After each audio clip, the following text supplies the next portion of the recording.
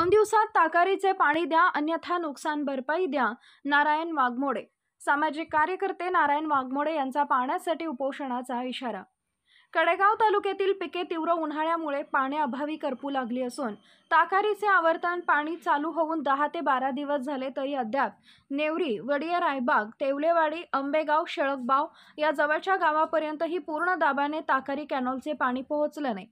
त्यामुळे या 2 दिवसात जर पाणी पुढे आलं नाही तर उपोषण करणार असल्याचा इशारा सामाजिक कार्यकर्ते नारायण काका वाघमोडे यांनी दिलाय. टेंबू योजना सुमारे 4 महिन्यापासून कार्यान्वित असून ताकारी बाबतीत शासनाचा दुजा भाव का?